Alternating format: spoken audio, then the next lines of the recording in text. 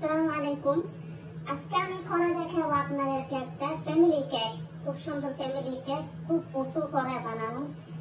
আজকে আমি যেটা মানে সবসময় টি টাইমে খাওয়ার জন্য খুব উপযুক্ত আমি আজকে দেখা দিচ্ছি। এখানের জন্য আমি নিয়েছি তিনটি ডিম নিয়েছি, 1 কাপ চিনি। এবার আমি তিনটি ডিমটি আমি একটি বাটিতে নিয়েছি। এই বাটিতে নিয়ে একটু আমি এভাবে বিটার দিয়ে একটু ফেটিয়ে নিতেছি।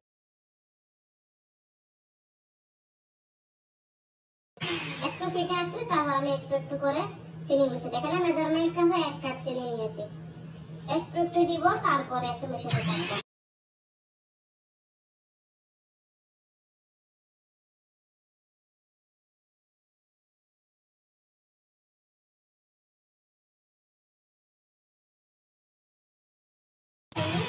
এবার সব চিনি দিয়ে আমি ভালো করে ফেটতে থাকবো, যখন না ডিমের কালারটা একটু চেঞ্জ হয়ে সাদা সাদা হয়ে আসে।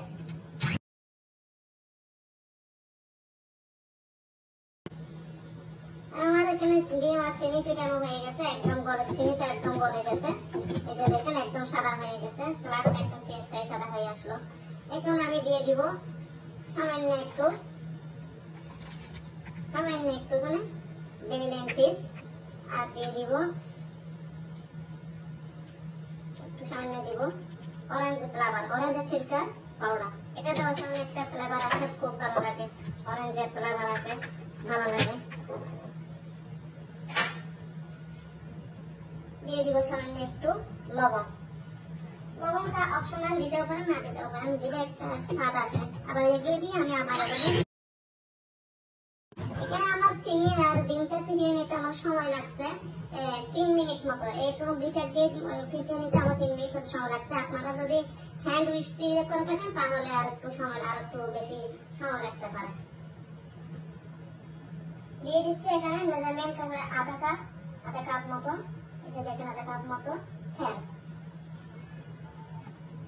তেলটা দিয়ে আর একটু মিক্স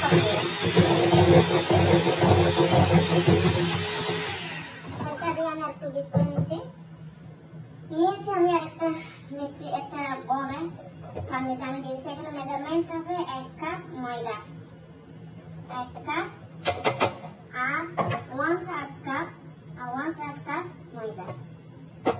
এখানে আমি 1 কাপ আর 1/3 কাপ ময়দা দিয়ে আমি সেখান থেকে 1 চামচ মতো ময়দা উঠিয়ে নিব। আমি এর বদলে দিয়ে দিব, এর পরিবর্তে আমি দিয়ে দিব কর্নফ্লোর। 1 কাপ আর 1/3 কাপ ময়দা দিয়ে আমি 1 চামচ মতো তুলে নিয়েছি ময়দা। এখানে এই পরিবর্তে দিয়ে দিচ্ছি 1 চামচ মতো কর্নফ্লোর,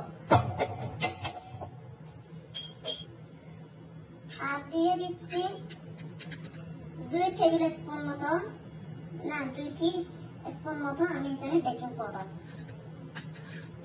কেক বানাতে একটু পরিমাণটা খুব সুন্দরভাবে মানে মনোযোগ দিয়ে করতে হয়, ভুল যেন না হয়, ভুল হলে কেকটা ভালো হয় না। এখানে দিয়ে দিলাম এখন ময়দা আর বেকিং পাউডার আর কর্নফ্লোর আর বেকিং পাউডার, সেগুলো সব নিয়ে আমি একটু ছেড়ে নিব। এভাবে একটু ছেড়ে নিব, এভাবে ছেড়ে নেওয়াটাও আবশ্যক। আপনারা ছেড়ে নিতে একবার কমপক্ষে একবারও ছেড়ে নিতে হবে, 2বার 3বার করলে আরো বেশি ভালো। আমি একবার ছেড়ে নিলাম।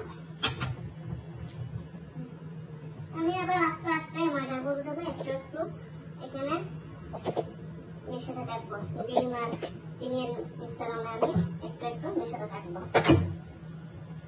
একটু সামান্য দিয়ে এভাবে একটু বিট করে নিব, আগে একটু এভাবে বিট করে নিব। আপনারা চাইলে এখানে হ্যান্ড উইস্ক দিয়েও করতে পারবেন। আমি এখানে মিক্সারটা দিয়ে আমি বিটারটা দিয়ে আমি করে নিচ্ছি।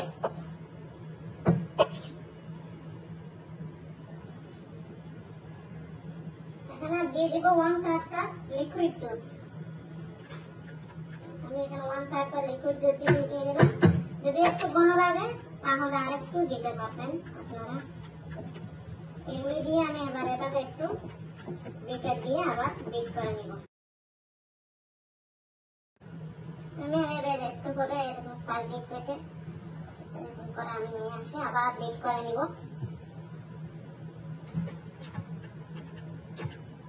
বাস আমার বিট হয়ে গেল।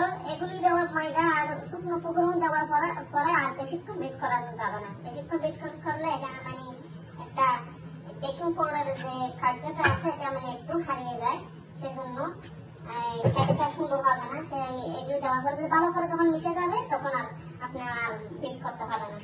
আমার এটা ভালো করে মিশানো হয়ে গেছে। বেশিক্ষণ আমি একটু মানে এই ধরেন আধা মিনিট মতো আমি একটু বিট করছি। যখন সব উপকরণ মিশে গেছে তারপর আমি বন্ধ করে দিলাম। এখন আমি দিয়ে দিচ্ছি এখানে 1 চামচ মতো, 1 টেবিল চামচ মতো ভিনেগার। এই ভিনেগারটা দেওয়ার কারণে কেকটা খুব সুন্দর ফুলে থাকে। এই যে আমি একটা ভিনেগারটা নিয়েছি। ভিনেগারটা দিয়ে আবার আমি আরেকটু করে এভাবে একটু কেকটার সাথে কেকের মিক্সচারের সাথে আমি একটু মিশিয়ে নিব। আমি এরকম একটা কেকের মোড় নিয়েছি, এরকম আপনারা চাইলে এমনি পেডেল মোড় নিয়ে এটা করতে পারবেন। আমি এরকম একটা মাঝখান দিয়ে এরকম একটা আমি নিয়েছি, আমার ঘরে সবাই পছন্দ করে। আমি এখানে কেক ব্রাশ করে তারপরে এখানে বেকিং পেপার মিশিয়ে দিয়েছি।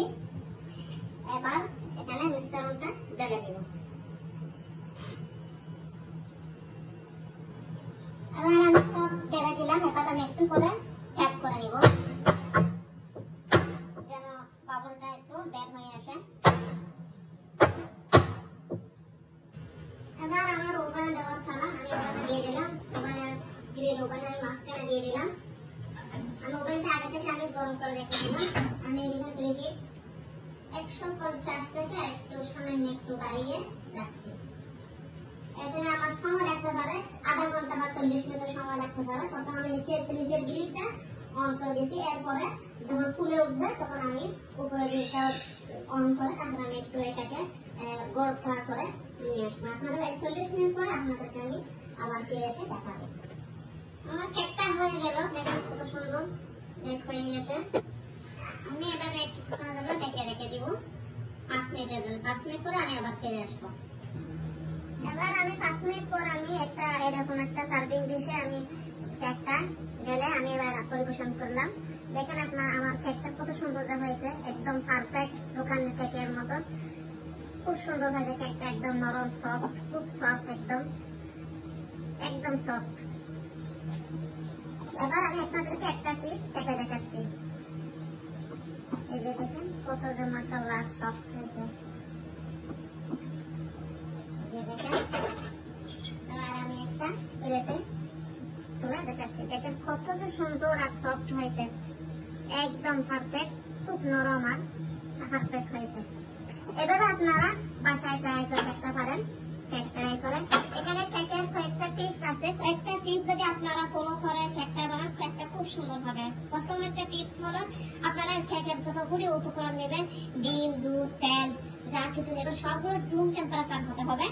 আরেকটা হচ্ছে যে আপনারা কেক ওভেনে দিয়ে করেন বা পাতিলে দিয়ে করেন, যেখানে করবেন না কেন এটাকে আগে থেকে প্রিহিটে একটু গরম করে নিতে হবে। আপনারা ওভেনে দিয়ে তারপরে ওভেনটা গরম করবেন, চালু করবেন, এরকম করলে আপনার কেক মানে পারফেক্ট হবে না। এই কয়েকটা কাজ আপনারা ফলো করে কেক বানান, তাহলে আপনাদের কেকটা অবশ্যই ফেল হবে না। ইনশাআল্লাহ আপনাদের কেকটা খুব ভালো হবে। এবার আমি শেষ বিদায় নিতেছি। আমার ভিডিওটা আপনাদের ভালো লাগলে আপনারা বেশি বেশি সাবস্ক্রাইব করবেন আর একটু লাইক দিবেন। আবার অন্য একটা নতুন রেসিপি নিয়ে আপনাদের জন্য আমি হাজির হব। আমি এখন আজ বিদায় নিতেছি। আল্লাহ হাফেজ।